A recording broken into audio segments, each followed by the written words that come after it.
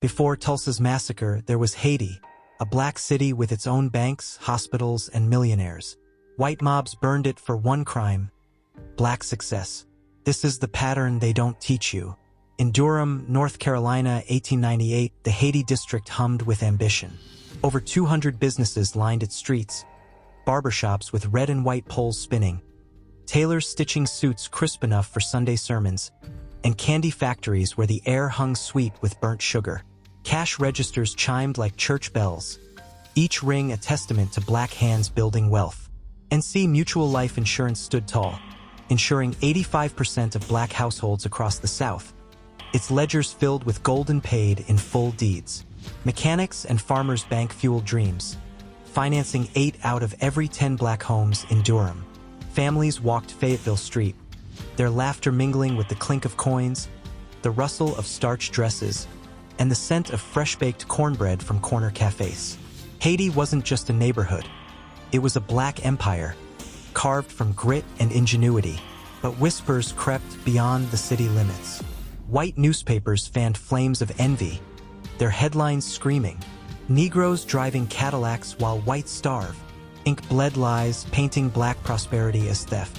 In barrooms and churchyards, men in white hoods gathered, their voices low, their shotguns loading with a metallic click-click. Clan rallies swelled at Durham's edge, torches flickering like vipers' tongues, the air sour with kerosene.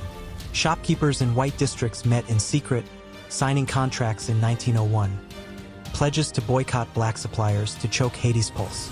Leaked papers revealed names, signatures scrawled in black ink, each one a vow to starve out success. The chime of cash registers grew fainter, drowned by the creak of wagon wheels carrying hooded men closer. Then came 1921.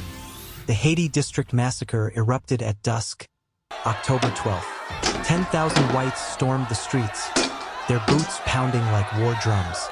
Torches flared, casting shadows on NC Mutual's stone facade as flames licked its windows.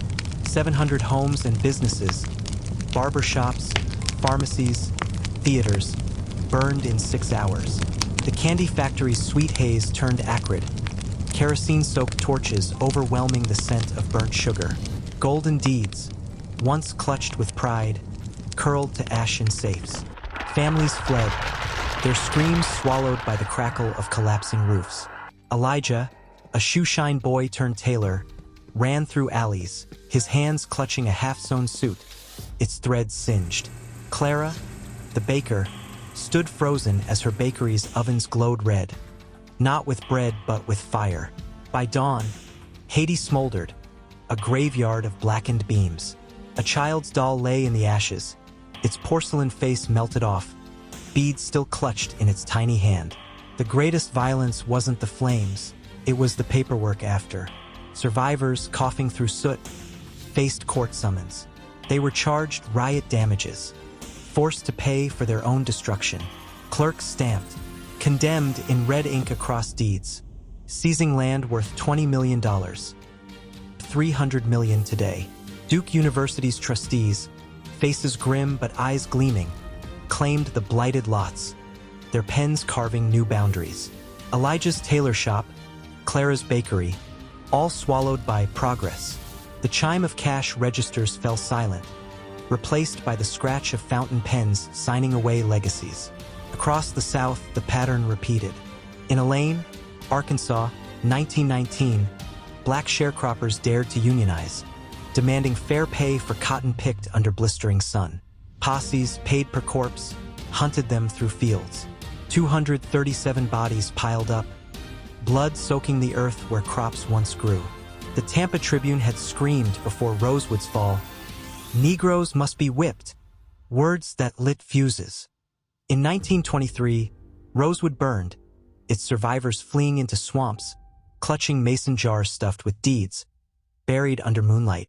In 1993, an old woman, her voice a whisper, told a reporter, "We buried deeds in mason jars, still waiting to come home." Her hands trembled, tracing the memory of a red, condemned stamp. Haiti's scars lingered. By 1960, Highway 147's path was no accident. Bulldozers roared, their steel teeth ripping through what fires hadn't claimed. Straight lines carved black blocks in two, splitting families, churches, dreams. The scent of kerosene faded, but the stench of asphalt took its place. Families displaced again, their new homes marked undesirable on city maps. Redlining pens traced those same lines, labeling Haiti's remnants bad neighborhoods. Banks denied loans, insurers raised rates, and wealth bled out like Elijah's cut thumb years before. In 2020, drone footage captured Durham from above. The scars were stark, highways slicing through Haiti's heart, their paths unnaturally straight, severing black streets from white. Redlining maps, overlaid on massacre sites, told the truth. These bad neighborhoods were engineered, their borders drawn with intent. Clara's great-granddaughter walked those streets, her fingers brushing a bullet hole in a weathered deed, its edges frayed but unyielding. A jazz trumpet wailed from a nearby cafe, its notes proud, defiant. The scent of peaches lingered, faint but stubborn, in the air. Haiti's legacy wasn't just ash, it was resilience. And Mutual's ledgers, though singed, still stand in archives, proof of black wealth that refused to be erased. Elijah's son opened a tailor shop in Raleigh, his needle threading hope.